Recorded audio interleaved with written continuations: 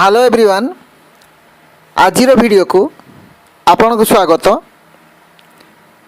आजिर video रे आमे plus two द्वितीय वर्ष इकोनॉमिक्स रो प्रथम चैप्टर रे थिबा अर्थव्यवस्थार केंद्रीय समस्या गुड़ी को आलोचना कर एक दीर्घ उत्तरमूलक प्रश्न।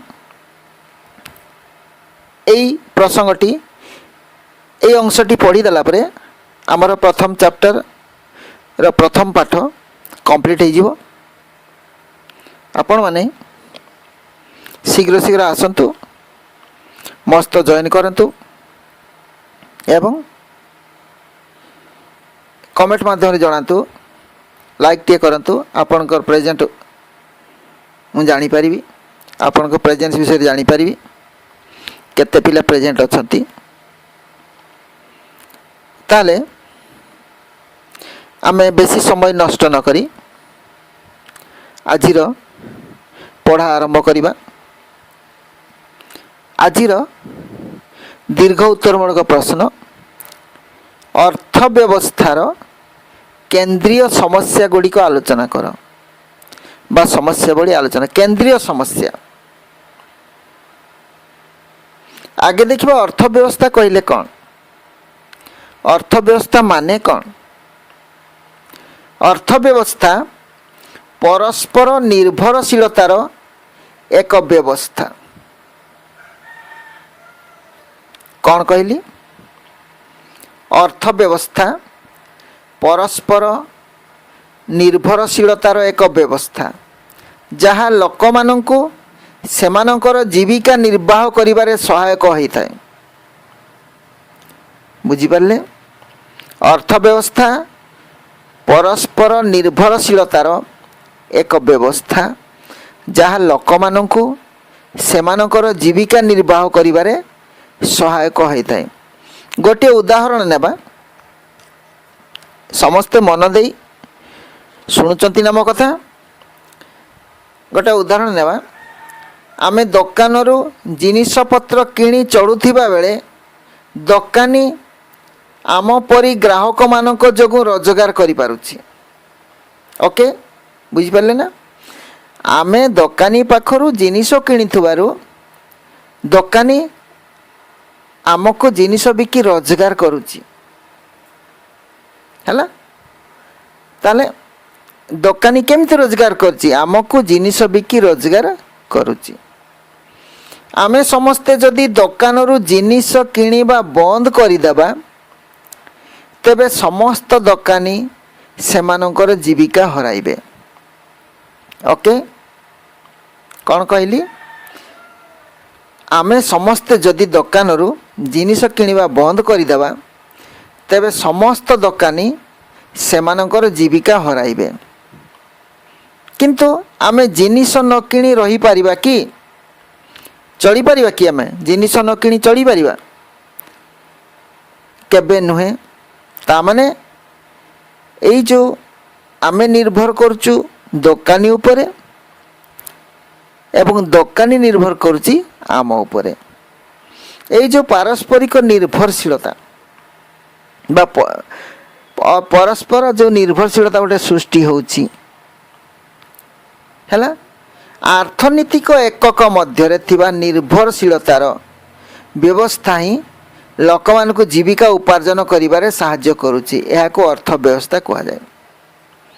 ए जो परस्पर निर्भरशीलता रहिछि, जणे अन्य जनक ऊपर निर्भर करिवो, ए जो निर्भरशीलता जगो एक रोजगार बा उपार्जनर पंथा बाहरी आसे हैला। याको कहा जाए अर्थव्यवस्था। अर्थनीतिक एकक कहले कौन? आमे प्रत्येक उपभोक्ता माने गोटे एकक, दोकानी माने एकक। ताले एई दुईटी एकक मध्य निर्भरशीलता रही एवं एई निर्भरशीलता जो रोजगार सृष्टि होची। अर्थव्यवस्था कार्य करिबा और जीविका उपार्जन करिबार माध्यम बोली माध्यम ही लोक मानकर अभाव पूरण करिथाय। ताहले आमे जानिले अर्थव्यवस्था कार्य करिबा और जीविका उपार्जन करिबार माध्यम होई ଲୋକମାନଙ୍କ ଅଭାବ ପୂରଣ କରିଥାଏ। ଅର୍ଥବ୍ୟବସ୍ଥା କହିଲେ ଆମେ ଜାଣିଲେ ଗୋଟିଏ କ୍ଷେତ୍ର, ଗୋଟିଏ ଅଞ୍ଚଳ ବା ଗୋଟିଏ ଦେଶର ଅର୍ଥନୀତିକ ବ୍ୟବସ୍ଥାକୁ ବୁଝାଯାଏ। ବୁଝିଗଲା? ଅର୍ଥବ୍ୟବସ୍ଥା କହିଲେ ଗୋଟିଏ କ୍ଷେତ୍ର, ଗୋଟିଏ ଅଞ୍ଚଳ ବା ଗୋଟିଏ ଦେଶର ଅର୍ଥନୀତିକ ବ୍ୟବସ୍ଥାକୁ ବୁଝାଇଥାଏ। ଯେମିତି ବିଶ୍ୱ ଅର୍ଥ ବ୍ୟବସ୍ଥା, ଭାରତୀୟ ଅର୍ଥ ବ୍ୟବସ୍ଥା, ଓଡ଼ିଶା ଅର୍ଥ ବ୍ୟବସ୍ଥା, ଗ୍ରାମାଞ୍ଚଳ ଅର୍ଥ ବ୍ୟବସ୍ଥା, ସହରାଞ୍ଚଳ ଅର୍ଥ ବ୍ୟବସ୍ଥା, ଏଇ ଟାଇପ୍ର ଆମେ ଶୁଣିବାକୁ ପାଇଥାଉ। ଅର୍ଥ ବ୍ୟବସ୍ଥାରେ ଥିବା କ୍ଷେତ୍ର ବା ଫାର୍ମ ଯେତେ ସବୁ ରହିଛି, କଳକାରଖାନା, ଖଣି, ରାସ୍ତାଘାଟ, ରେଳ, ସ୍କୁଲ ଓ କଲେଜ, ସ୍ୱାସ୍ଥ୍ୟକେନ୍ଦ୍ର, ଘର, ଅଫିସ ଗୁଡ଼ିକ ଲୋକମାନଙ୍କର କାର୍ଯ୍ୟକ୍ଷେତ୍ର ହେଲା। ଅର୍ଥବ୍ୟବସ୍ଥାର କ୍ଷେତ୍ର ବା ଫାର୍ମ କହିଲେ ଆମେ କ'ଣ ବୁଝେ ନା କଳକାରଖାନା, ଦେଶରେ ଯେତେ ସବୁ ବା ରାଜ୍ୟରେ ଯେତେ ସବୁ କଳକାରଖାନା ରହିଛି, ଖଣି, ରାସ୍ତାଘାଟ, ରେଳ, ସ୍କୁଲ ଓ କଲେଜ, ସ୍ୱାସ୍ଥ୍ୟକେନ୍ଦ୍ର, ଘର, ଅଫିସ ଗୁଡ଼ିକ ଲୋକମାନଙ୍କର କାର୍ଯ୍ୟକ୍ଷେତ୍ର। ଲୋକମାନେ ଏଥିରେ କାର୍ଯ୍ୟ କରନ୍ତି, ରୋଜଗାର କରନ୍ତି, ଜୀବନଯାପନ କରନ୍ତି। ବୁଝିଗଲା? ତାହେଲେ ଆପଣମାନେ ଦେଖୁଛନ୍ତି ଆପଣଙ୍କର ଗାର୍ଡ଼ିଆନ ମାନେ ବିଭିନ୍ନ କାମ କରୁଛନ୍ତି ଏବଂ ସେଇଥିରେ ରୋଜଗାର ହେଉଛି ଆଉ ସେଥିରେ ଜୀବନଯାପନ ହେଉଛି। A.L. ବ୍ରାଉନ୍ ବୋଲି ଜଣେ ଅର୍ଥଶାସ୍ତ୍ରୀ କହିଥିଲେ। A.L. ବ୍ରାଉନ୍ଙ୍କ ମତରେ an economy is a system by which people get a living and satisfy their wants. An economy is a system by which people get a living and satisfy their wants. ଅର୍ଥବ୍ୟବସ୍ଥାର କେନ୍ଦ୍ରୀୟ ସମସ୍ୟାର ପ୍ରଥମ କାରଣ ହେଉଛି ସ୍ୱଳ୍ପତା ଓ ଚୟନ।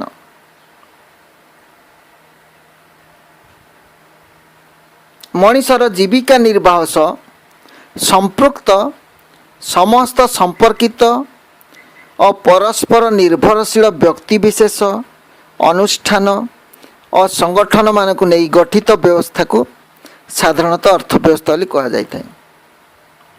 କ'ଣ କହିଲି? ମଣିଷର ଜୀବିକା ନିର୍ବାହ ସହ ସମ୍ପୃକ୍ତ।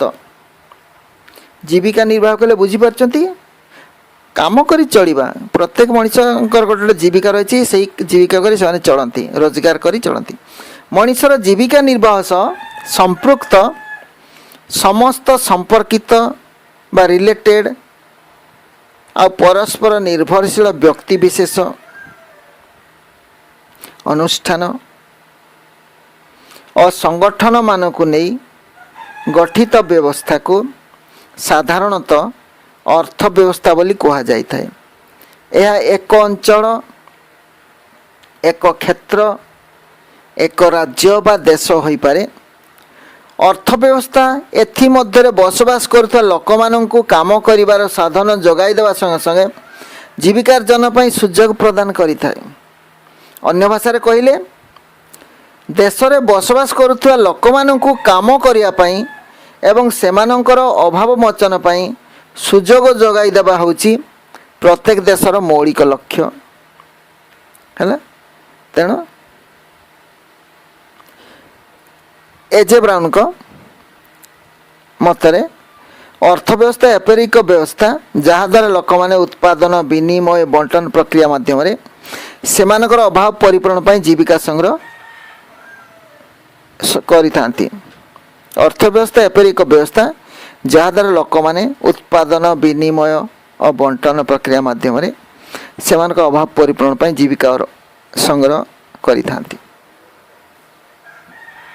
ଅର୍ଥବ୍ୟବସ୍ଥାର ସଂଜ୍ଞା ପ୍ରଦାନ କଲା ପରେ ତାହାର କେନ୍ଦ୍ରୀୟ ସମସ୍ୟା ଗୁଡ଼ିକୁ ଚିହ୍ନଟ କରିବା ପରବର୍ତ୍ତୀ ପଦକ୍ଷେପ। ସମସ୍ତେ ଜାଣନ୍ତି ଯେ ଦ୍ରବ୍ୟ ଓ ସେବାର ଉତ୍ପାଦନ, ବିନିମୟ ଓ ବଣ୍ଟନ ଭଳି ଜୀବନର ମୌଳିକ ଅର୍ଥନୈତିକ କାର୍ଯ୍ୟ ସମ୍ପାଦନ କଲାବେଳେ ଅର୍ଥବ୍ୟବସ୍ଥାରେ ସମସ୍ୟା ଦେଖା ଦେଇଥାଏ। କ'ଣ କହିଲି? ଦ୍ରବ୍ୟ ଓ ସେବାର ଉତ୍ପାଦନ, ବିନିମୟ ଓ ବଣ୍ଟନ ଭଳି ଜୀବନର ମୌଳିକ ଅର୍ଥନୈତିକ କାର୍ଯ୍ୟ ସମ୍ପାଦନ କଲାବେଳେ ଅର୍ଥବ୍ୟବସ୍ଥାରେ ସମସ୍ୟା ଦେଖା ଦେଇଥାଏ। ଏହି ସମସ୍ତ ମୌଳିକ ଆର୍ଥନୀତିକ କାର୍ଯ୍ୟକଳାପ ସମ୍ପାଦନ କରିବା ସମୟରେ ପ୍ରତ୍ୟେକ ସମାଜ ସମ୍ବଳର ସ୍ୱଳ୍ପତା ସମସ୍ୟାର ମୁକାବିଲା କରିଥାଏ ଏବଂ ସମ୍ବଳର ଏହି ସ୍ୱଳ୍ପତାରୁ ଚୟନ ସମସ୍ୟାର ସୂତ୍ରପାତ ହୋଇଥାଏ। ଯେହେତୁ ସମ୍ବଳ ସୀମିତ, ସମ୍ବଳ ସ୍ୱଳ୍ପ, ତେଣୁ ଚୟନ ସମସ୍ୟା ସୃଷ୍ଟି ହୋଇଥାଏ। ତେଣୁ ପ୍ରତ୍ୟେକ ଅର୍ଥବ୍ୟବସ୍ଥାର କେନ୍ଦ୍ରୀୟ ସମସ୍ୟା ଭଳି ଏହି ସ୍ୱଳ୍ପତା ଓ ଚୟନର ଚତୁର୍ଦିଗରେ ହିଁ ଘୂର୍ଣ୍ଣନ କରିଥାନ୍ତି। ହେଲା, ଅର୍ଥବ୍ୟବସ୍ଥାର କେନ୍ଦ୍ରୀୟ ସମସ୍ୟା ଭଳି ଏହି ସ୍ୱଳ୍ପତା ଓ ଚୟନର ଚତୁର୍ଦିଗରେ ହିଁ ଘୂର୍ଣ୍ଣନ କରିଥାନ୍ତି। ଅର୍ଥବ୍ୟବସ୍ଥାର କେନ୍ଦ୍ରୀୟ ସମସ୍ୟା ଭଳି ସମ୍ବଳର ଚାହିଦା ତୁଳନାରେ ତାହାର ସୀମିତ ଯୋଗାଣ ହେତୁ ସୃଷ୍ଟି ହୋଇଥାଏ, ଏକଥା ଆମେ ଜାଣିଛୁ। ବର୍ତ୍ତମାନ ଆମେ ମୂଳ ପ୍ରଶ୍ନକୁ ଆସିବା। ଆମର ଆଜିର ପ୍ରଶ୍ନ ଥିଲା ଏକ ଦୀର୍ଘ ଉତ୍ତରମୂଳକ ପ୍ରଶ୍ନ। ଅର୍ଥବ୍ୟବସ୍ଥାର କେନ୍ଦ୍ରୀୟ ସମସ୍ୟା ଗୁଡ଼ିକ ଆଲୋଚନା କର। ଯାହା ଆମେ ଆଲୋଚନା କଲେ ତାକୁ ନୋଟ୍ସ ଆକାରରେ ଆମେ କେମିତି ଲେଖିବା ସଂକ୍ଷିପ୍ତରେ ଦେଖିବା। ଏଇଠି ନୋଟ୍ସଟିକୁ ଉପସ୍ଥାପନ କରାଯାଇଛି, ଆପଣ ଦେଖନ୍ତୁ। ଏବଂ ମୁଁ ଯେଉଁ ଆଲୋଚନା କଲି ତାର ଇଣ୍ଟ୍ରୋଡକ୍ସନଟି ମୁଁ ଆଲୋଚନା କରିଥିଲି, କେମିତି ଲେଖାଯିବ ଦେଖିବା। ଯେଉଁ ବ୍ୟବସ୍ଥା ମାନବୀୟ ଅଭାବର ପୂରଣ ପାଇଁ ଦେଶରେ ଦ୍ରବ୍ୟ ଓ ସେବାର ଉତ୍ପାଦନ ଓ ବଣ୍ଟନକୁ ସଂଗଠିତ କରିଥାଏ ତାକୁ ଅର୍ଥବ୍ୟବସ୍ଥା କୁହାଯାଏ। ସର୍ଟରେ ଏଇଟାକୁ ଆମେ ଲେଖିଛେ, ଯେଉଁ ବ୍ୟବସ୍ଥା ମାନବୀୟ ଅଭାବର ପୂରଣ ପାଇଁ ଦେଶରେ ଦ୍ରବ୍ୟ ଓ ସେବାର ଉତ୍ପାଦନ ଓ ବଣ୍ଟନକୁ ସଂଗଠିତ କରିଥାଏ ତାକୁ ଅର୍ଥବ୍ୟବସ୍ଥା କୁହାଯାଏ। ଅଭାବର ପରିତୃପ୍ତି ପାଇଁ ସମ୍ବଳ ସଂଗ୍ରହ ଓ ବିନିଯୋଗ ସହ ସମ୍ପୃକ୍ତ ସମସ୍ୟାକୁ ଆର୍ଥନୀତିକ ସମସ୍ୟା କୁହାଯାଏ। ଅଭାବର ପରିତୃପ୍ତି ପାଇଁ ସମ୍ବଳ ସଂଗ୍ରହ ଓ ବିନିଯୋଗ ସହ ସମ୍ପୃକ୍ତ ସମସ୍ୟାକୁ ଆର୍ଥନୀତିକ ସମସ୍ୟା କୁହାଯାଏ। ସମ୍ବଳ ସଂଗ୍ରହ ଆଉ ବିନିଯୋଗ ସହ ସମ୍ପୃକ୍ତ ସମସ୍ୟାକୁ। ଅଭାବର ପରିତୃପ୍ତି ପାଇଁ ସମ୍ବଳ ସଂଗ୍ରହ କରାଯାଏ। ସମ୍ବଳ ସଂଗ୍ରହ କଲାବେଳେ ସମସ୍ୟା ଦେଖାଦିଏ, ହେଲା। ଆଉ ସମ୍ବଳର ବିନିଯୋଗ କଲାବେଳେ ମଧ୍ୟ ସମସ୍ୟା ଦେଖାଯାଏ। ଏଗୁଡ଼ିକ ହେଲେ ଅର୍ଥନୈତିକ ସମସ୍ୟା ବା ଆର୍ଥନୈତିକ ସମସ୍ୟା ଏଗୁଡ଼ିକୁ କୁହାଯାଏ। ବର୍ତ୍ତମାନ ଦେଖ, ଅସୀମ ଅଭାବ ଓ ସୀମିତ ସମ୍ବଳ ଯୋଗୁଁ ସମସ୍ତ ଆର୍ଥନୈତିକ ସମସ୍ୟାର ସୃଷ୍ଟି ହୋଇଥାଏ। ଏଇ କଥା ମୁଁ କିଛି ସମୟ କହିଥିଲି। ଅସୀମ ଅଭାବ ଓ ସୀମିତ ସମ୍ବଳ ଯୋଗୁଁ ସମସ୍ତ ଆର୍ଥନୈତିକ ସମସ୍ୟାର ସୃଷ୍ଟି ହୋଇଥାଏ। ଅଭାବ କ'ଣ? ଅସୀମ, ସମ୍ବଳ ସୀମିତ, ତେଣୁ ସମସ୍ତ ଆର୍ଥନୈତିକ ସମସ୍ୟାର ସୃଷ୍ଟି ହୋଇଥାଏ। ସମ୍ବଳର ସ୍ୱଳ୍ପତା ଓ ଅଭାବର ବହୁଳତା ଅର୍ଥବ୍ୟବସ୍ଥାରେ ଚୟନ ସମସ୍ୟା ସୃଷ୍ଟି କରିଥାଏ। ଯେହେତୁ ସମ୍ବଳ ସ୍ୱଳ୍ପ, ଅଭାବ ଅନେକ, ତେଣୁ ଚୟନ ସମସ୍ୟା ସୃଷ୍ଟି ହୁଏ। କେମିତି ଚଏସ୍ କରାଯିବ? ଅଧ୍ୟାପକ ଲେଫ୍ଟୱିଜ୍ଙ୍କ ମତରେ ବିକଳ୍ପ ମାନବୀୟ ଅଭାବମାନଙ୍କ ମଧ୍ୟରେ ଦୁଷ୍ପ୍ରାପ୍ୟ ସମ୍ବଳର ବଣ୍ଟନ ଓ ମାନବୀୟ ଅଭାବର ପରିତୃପ୍ତି ପାଇଁ ଏହି ସମ୍ବଳର ବ୍ୟବହାର ସଂକ୍ରାନ୍ତୀୟ ସମସ୍ୟା ହେଉଛି ଆର୍ଥନୈତିକ ସମସ୍ୟା। ବୁଝିବା ପାଇଁ ଚେଷ୍ଟା କରୁ। ସେ କ'ଣ କହିଥିଲେ? ଲେଫ୍ଟୱିଜ୍ କହିଥିଲେ ବିକଳ୍ପ ମାନବୀୟ ଅଭାବମାନଙ୍କ ମଧ୍ୟରେ, ବିକଳ୍ପ ମାନେ କ'ଣ? ଅଲ୍ଟରନେଟିଭ୍। ବିକଳ୍ପ ମାନବୀୟ ଅଭାବମାନଙ୍କ ମଧ୍ୟରେ ଦୁଷ୍ପ୍ରାପ୍ୟ ସମ୍ବଳର ବଣ୍ଟନ, ବିକଳ୍ପ ମାନବୀୟ ଅଭାବମାନଙ୍କ ମଧ୍ୟରେ ଦୁଷ୍ପ୍ରାପ୍ୟ ସମ୍ବଳର ବଣ୍ଟନ ଓ ମାନବୀୟ ଅଭାବର ପରିତୃପ୍ତି ପାଇଁ, ତାହେଲେ ଅଭାବ ଗୁଡ଼ିକ ବିକଳ୍ପ, ସେଥିରେ ସେହି ବିକଳ୍ପ ଅଭାବ ଗୁଡ଼ିକ ମଧ୍ୟରେ ଦୁଷ୍ପ୍ରାପ୍ୟ ସମ୍ବଳର ବଣ୍ଟନ ଆଉ ମାନବୀୟ ଅଭାବର ପରିତୃପ୍ତି ପାଇଁ ଏହି ସମ୍ବଳର ବ୍ୟବହାର ସଂକ୍ରାନ୍ତୀୟ ସମସ୍ୟା ହେଉଛି ଆର୍ଥନୈତିକ ସମସ୍ୟା। ଅଭାବର ପରିତୃପ୍ତି ପାଇଁ ଏହି ସମ୍ବଳର ବ୍ୟବହାର ସଂକ୍ରାନ୍ତୀୟ ସମସ୍ୟା ହେଉଛି ଆର୍ଥନୈତିକ ସମସ୍ୟା। ତାକୁ ଆମେ କିଛି ସମୟ ପରେ ଆଲୋଚନା କରିବା, ଆଉ ଟିକେ ପଢ଼ିଲା ପରେ ଭଲ ଭାବରେ ବୁଝିପାରିବେ। ଯେଉଁ ତିନୋଟି ଗୁରୁତ୍ୱପୂର୍ଣ୍ଣ ମନୋନୟନ ସମସ୍ୟାକୁ ଅର୍ଥବ୍ୟବସ୍ଥାର ମୌଳିକ ବା କେନ୍ଦ୍ରୀୟ ସମସ୍ୟା କୁହାଯାଏ, ସେଗୁଡ଼ିକ ହେଲା, ତାହେଲେ ତିନୋଟି ଗୁରୁତ୍ୱପୂର୍ଣ୍ଣ ମନୋନୟନ ସମସ୍ୟା ଅର୍ଥବ୍ୟବସ୍ଥାର ମୌଳିକ ବା କେନ୍ଦ୍ରୀୟ ସମସ୍ୟା ତାକୁ କୁହାଯାଏ। ସେଗୁଡ଼ିକ ହେଲା, ଏକରେ କ'ଣ ଏବଂ କେତେ ପରିମାଣରେ ଉତ୍ପାଦନ କରାଯିବ, କ'ଣ ଏବଂ କେତେ ପରିମାଣ ଉତ୍ପାଦନ କରାଯିବ। डबल आई रे किपरि उत्पादन करा जिवो ट्रिपल आई रे काहा पई उत्पादन करा जिवो एई तीनोटी हला केंद्रीय समस्या गोटे अर्थनीतिर केंद्र एगुड़िक संक्षिप्त भाव निम्न आलोचना कराला कौन उत्पादन करा जिवो एवं केते परिमाण उत्पादन करा जिवो एटा फास्ट देखिबा मनीषर अभाव तुलन में संबल सीमित होइतिबारु कौन पढ़ली मनीषर अभाव तुलन में संबल सीमित होइतिबारु आवश्यक होतिबा समस्त द्रव्य उत्पादन करिबा संभव नुहे तेणु मनीष दरकार करुथिबा विभिन्न द्रव्य गुड़िक मध्यरु केउं द्रव्य उत्पादन करा जिवो अर्थव्यवस्था को निर्वाचन करने को पड़ी थाए खाउटी द्रव्य उत्पादन करा जिवो ना पुंजी द्रव्य उत्पादन करा जिवो धान चाउल उत्पादन करा जिवो ना अटम बम तैयारी करा जिवो अत्यावश्यक द्रव्य तैयारी करा जिवो ना कॉस्मेटिक्स तैयारी करा जिवो यह एक समस्या खाउटी द्रव्य उत्पादन करा जिवो ना पुंजी द्रव्य उत्पादन करा जिवो जेहेतु संबल सीमित जदि गोटे निर्दिष्ट द्रव्य उत्पादन करने पे अर्थव्यवस्था स्थिर करे तेबे अन्य द्रव्य उत्पादन कहया को पड़िबो संबल सीमित आम पाखे जो कंचामाल रही संबल रही सीमित आम गोटे द्रव्य जदि तैयारी करबा ताले अन्य द्रव्यटी तैयारी करि परिबा नहीं जे कौन सी निर्दिष्ट द्रव्य को हम तैयारी करि परिबा सब द्रव्य को आम तैयारी करि परिबा नहीं कि पई ना सेतिपई संबल कुड़ेइबनी तेणु यह एक समस्या जे कौन तैयारी करिबा बर्तमान देखा पुणी केतेक निर्दिष्ट द्रव्य उत्पादन करने को स्थिर कर सारिया परे से द्रव्य गुड़िक केते परिमाण उत्पादित होगा उचित ताहा स्थिर करा जाए कौन कहली पुणी केतेक निर्दिष्ट द्रव्य उत्पादन करने को स्थिर कर सारिया परे से द्रव्य गुड़िक केते परिमाण रे उत्पादित होगा उचित ताहा स्थिर करा जाए संबल सीमित होइतिबारु अर्थव्यवस्था रे एही मनोनीत द्रव्य गुड़िक मध्य असीम परिमाण उत्पादन करा जाई पारिबो नाही तेणु केउं केउं द्रव्य केते परिमाण रे उत्पादन करा जिवो अर्थव्यवस्था को स्थिर करिया को पड़ी थाए ताले खाद्य द्रव्य तैयारी करा जिवो धान चाउल पई खर्च करा जिवो ना गोला बारूद पई खर्च करा जिवो यह एक विराट प्रश्नवाची सृष्टि करे ताले गोटिए द्रव्य उत्पादन पई निर्वाचित हैला परे मध्य आउ एक प्रश्न आसे जे केते परिमाण रे द्रव्य उत्पादित हबो यह एक समस्या सृष्टि करे तेणु जेहेतु संबल सीमित तेणु प्रत्येक राष्ट्र प्रत्येक व्यक्ति सामने गोटिए प्रश्न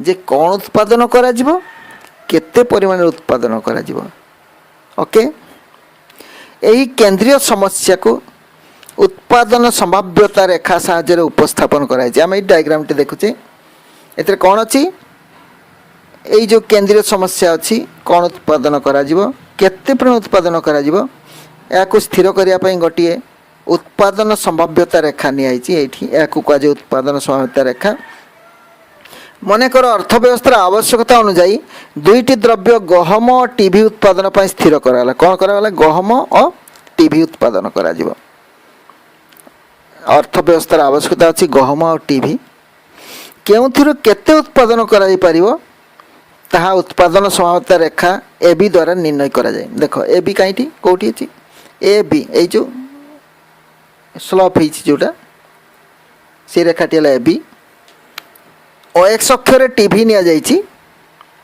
आउ ओ वाई अक्षर गहम निया जाइछि ए बी है संभाव्यता रेखा जदि केवल गहम उत्पादन करा जिवो तेबे तार परिमाण हम अबी अबी कहीं अ अक्षर अच्छी अबी और ऊपर को गले बी आसो अबी खाली गहम उत्पादन कले केते हेबो अबी परिमाण गहम हेबो आ जदि खाली टीवी उत्पादन करा जिवो ताले तार परिमाण केते हेबो अए ओके बुझिएला खाली गहम उत्पादन केते हेबो अबी आ खाली टीवी उत्पादन कले केते हेबो अए जदि गहम उत्पादन ह्रास हेबो तेबे टीवी उत्पादन बढ़िबो बुझिएला कि नहीं जदि खाली गहम उत्पादन हम अभी हम जो टीवी जीरो बुझीगला आ जो टीवी अय उत्पादन हम से गहम जीरो हम किंतु गोटे राष्ट्र केबे हेले गोटे मात्र द्रव्य उत्पादन करे नहीं कि मनुष्यर आवश्यकता अनेक गुड़िए द्रव्य आवश्यकता है तेणु विभिन्न द्रव्य मध्य एक भारसाम्य रक्षा करा दरकार केते परिमाण हम जदि गहम उत्पादन ह्रास हम तेबे टीवी उत्पादन बुझे गहम केते सी को ह्रास है तो टीवी है ओई बुझी गहम जिते अबी रु 80 को ह्रास पाइला टीवी 0 रु ओई को वृद्धि पाइला तेणु आवश्यकता अनुसार अर्थव्यवस्था केउं द्रव्य केते परिमाण रे उत्पादन हम ता निष्पत्ति नेबाक पड़िबो ओके आवश्यकता अनुसार अर्थव्यवस्था केउं द्रव्य केते परिमाण रे उत्पादन हम ता निष्पत्ति नेबाक पड़िबो एवं तदनुଯାयी निष्पत्ति नेबाक पड़िबो जे उत्पादन संभाव्यता रेखार केउं बिंदु रे उत्पादन संगठित करा जिवो उत्पादन संभाव्यता रेखार केउं बिंदु रे उत्पादन संगठित करा जिवो एटा निष्पत्ति नेबाक पड़िबो ओके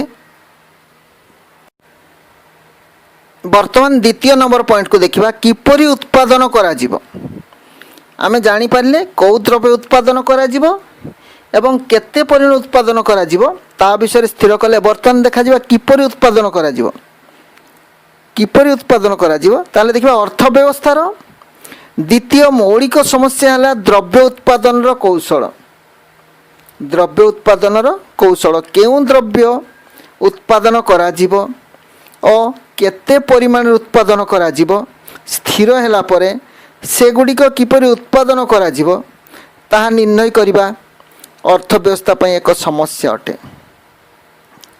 स्थिर हैला केउं द्रव्य उत्पादन हबो केते परिमाण हबो ताले सेगुड़ी किपरि उत्पादन करा जिवो ताहा एक केंद्रीय समस्या अटे आमे जानिछे उत्पादन पद्धति दुई प्रकारर श्रम सघन उत्पादन पद्धति और पुंजी सघन उत्पादन पद्धति दुईटी पद्धति है श्रम सघन आउ पुंजी सघन श्रम सघन उत्पादन पद्धति रे अधिक परिमाणर श्रम बा श्रमिकर व्यवहार होता है बुझीगला कौन कहली श्रम सघन उत्पादन पद्धति रे अधिक परिमाणर श्रम बा श्रमिकर व्यवहार होता है पुंजी कम होता है किंतु पुंजी सघन उत्पादन पद्धति रे अधिक परिमाणर पुंजी व्यवहार होता है किंतु श्रम कम होता है तेणु केउं पद्धति रे उत्पादन करा जिवो एक समस्या सृष्टि करे ताले केउं पद्धति रे उत्पादन करा जिवो ता अनेक गुडी उपादान यथा संबलर सुलभता देशर आर्थिक अवस्था जनसंख्या इत्यादि उपर निर्भर करिताय ताले केउं पद्धति रे उत्पादन करा जिवो कहा उपर निर्भर करिताय ना संबलर सुलभता देशर आर्थिक अवस्था जनसंख्या इत्यादि उपर निर्भर करिताय ताले भारत पर एक राष्ट्र रे जोठी जनसंख्या बहुत अधिका संबलर मध्य सुलभता रही तेणु आम परी देश रे श्रम सघन उत्पादन पद्धति यदि बेस्ट हे कहीं ना अधिक लोक एनगेज हे से रोजगार पाइबे जदि पुंजी सघन करा जाए जंत्रपाति साहाय्य सब काम करा जाए पुंजी अधिक लोक कम दरकार हे ता आम देश रे विशाल बेकारी अच्छा बेकारी जो लोक मैंने किसी काम पाऊना से आहरी तांकर जीवन असहाय हो से आउ किसी रोजगार पाइबे नहीं तेणु भारत परी देश रे पुंजी सघन अपेक्षा श्रम सघन उत्पादन पद्धति अधिक लाभदायक बोली विचार कर बुझीगला कि नहीं तेणु किपरि उत्पादन करा जिवो यह एक स्थिर करिवार आवश्यकता रही शेष देखा कहाँ उत्पादन करा जिवो ताले प्रथम प्रश्न कौन थिला कौन उत्पादन करा जिवो केते परिमाण उत्पादन करा जिवो द्वितीय रे थिला केउं उपाय रे उत्पादन करा जिबा बा केउं पद्धति रे उत्पादन करा जिवो केउं टेक्निक रे तृतीय आसिला कहा पय उत्पादन करे एई जो जिनिस तयारी हेबो तार उपभोक्ता किए कहार अभाव को लक्ष्य करी एई जिनिस को प्रोडक्शन करा जाउछि द्रव्य को उत्पादन करा जाउछि यह एक प्रधान समस्या कहा पय उत्पादन करा जिवो यह समाज रे लोकंक मध्य रे किपरि जातीय उत्पाद बंटन करा जिवो ताहा को बुझाए ଏହା ସମାଜରେ ଲୋକଙ୍କ ମଧ୍ୟରେ କିପରି ଜାତୀୟ ଉତ୍ପାଦ ବଣ୍ଟନ କରାଯିବ ତାହାକୁ ବୁଝାଏ। ଅନ୍ୟ ଅର୍ଥରେ କାହା ପାଇଁ ଉତ୍ପାଦନ କରାଯିବାର ଅର୍ଥ ହେଲା ଦ୍ରବ୍ୟ ଓ ସେବାର ମୋଟ ପରିମାଣରୁ କିଏ କେତେ ପରିମାଣରେ ପାଇବା ଉଚିତ ତାହା ନିର୍ଣ୍ଣୟ କରିବା। ବୁଝିହେଲା କି? ସମାଜରେ ଲୋକଙ୍କ ମଧ୍ୟରେ କିପରି ଜାତୀୟ ଉତ୍ପାଦ ବଣ୍ଟନ କରାଯିବ ତାହାକୁ ବୁଝାଏ। ଅନ୍ୟ ଅର୍ଥରେ କ'ଣ? କାହା ପାଇଁ ଉତ୍ପାଦନ କରାଯିବାର ଅର୍ଥ ହେଲା ଦ୍ରବ୍ୟ ଓ ସେବାର ମୋଟ ପରିମାଣରୁ କିଏ କେତେ ପରିମାଣରେ ପାଇବା ଉଚିତ ତାହା ନିର୍ଣ୍ଣୟ କରିବା। ତାହେଲେ ଗୋଟିଏ ଦ୍ରବ୍ୟ ଉତ୍ପାଦନ କରାଗଲା। ଦ୍ରବ୍ୟ ଉତ୍ପାଦନ ପାଇଁ ସବୁବେଳେ 4ଟି ଉପାଦାନ ଦରକାର। ମୁଁ କହିଥିଲି ତ, ଲ୍ୟାଣ୍ଡ, ଲେବର, କ୍ୟାପିଟାଲ, ଅର୍ଗାନିଜମ, ଭୂମି, ଶ୍ରମ, ପୁଞ୍ଜି, ସଂଗଠନ।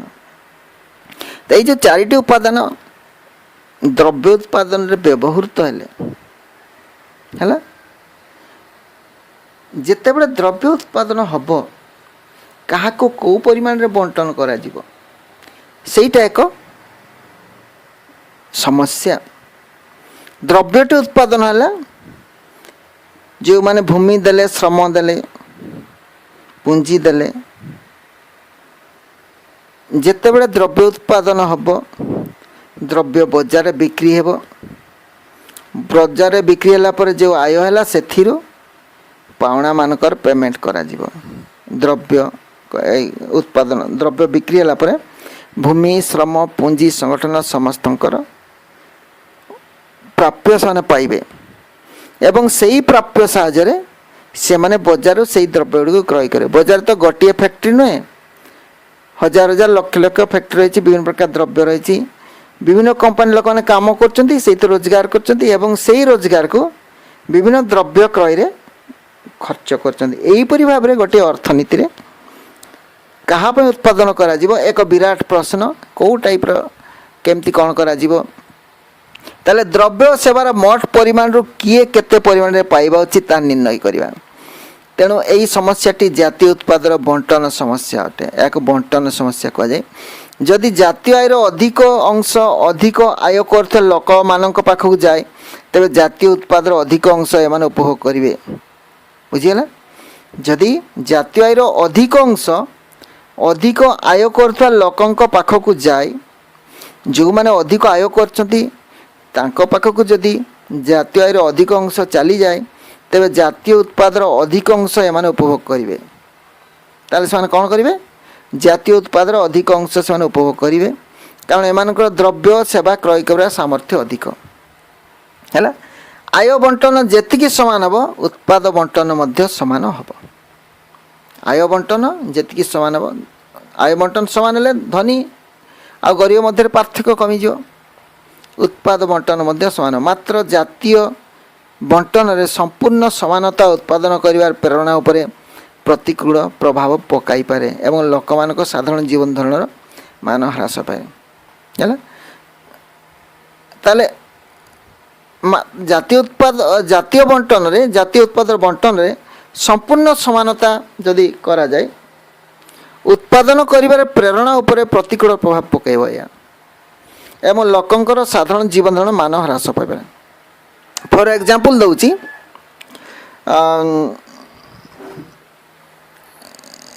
ଏଇ ବର୍ଷ ଯେମିତି ହେଲା କରୋନା ପାଇଁ +2 ଏକ୍ଜାମ୍ ବନ୍ଦ ହେଇଗଲା।